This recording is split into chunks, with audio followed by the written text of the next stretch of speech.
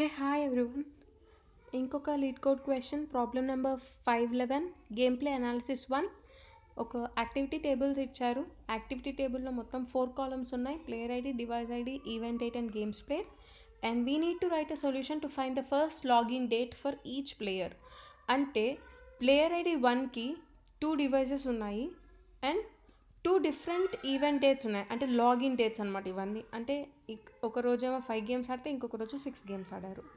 And second ప్లేయర్కి ఒక event date ఉంది, third ప్లేయర్కి 2 event dates ఉన్నాయి. అండ్ మనం ఏం రాయాలి అంటే ఏ రోజు ఫస్ట్ అయితే లాగిన్ అయ్యారో ఆ ఫస్ట్ లాగిన్ వరకు మాత్రమే రాయాలి ఫర్ ఈచ్ ప్లేయర్. ఓకే, ఒక్కొక్క ప్లేయర్కి ఒక్కొక్కటే ఫస్ట్ లాగిన్ ఎప్పుడు అయ్యారు అని రాయాలి. So select player ID comma మనం ఫస్ట్ లాగిన్ రాయాలి అంటే దానికి మనం యూజ్ చేసే aggregate function minimum.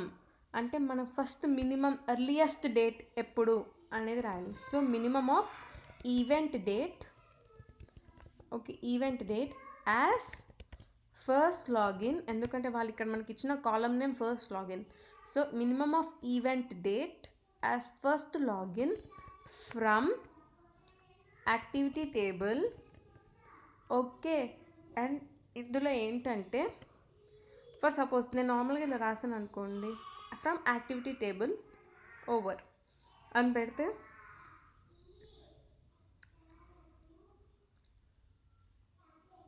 We have a wrong answer. ఎందుకంటే minimum event date only first player వరకు మాత్రమే తీసుకుంది.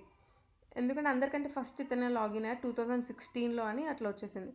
కానీ మనకి ఈచ్ అండ్ ఎవ్రీ ప్లేయర్కి మనకి మినిమం డేట్ రావాలి, మినిమం ఈవెంట్ డేట్ రావాలి అంటే గ్రూప్ బై ప్లేయర్ ఐడి. అంటే ఈ ప్లేయర్కి ఈ ఈవెంట్ డేట్, ఈ ప్లేయర్కి event date and separate player ఐడీస్కి సపరేట్ ఈవెంట్ డేట్స్ రావాలి. అంటే each and every individual player మనం we need to group them by their player ID. అప్పుడు ప్లేయర్ ఐడి 1కి ఒక గ్రూప్ డేట్ ఒక ఈవెంట్ డేట్ వస్తుంది, 2కి ఒక ఈవెంట్ డేట్ వస్తుంది, 3 మొత్తానికి ప్లేయర్ ఐడీస్కి ఒక ఈవెంట్ డేట్ వస్తుంది. Okay, so this is how you have to write a solution for this question. Okay, thank you.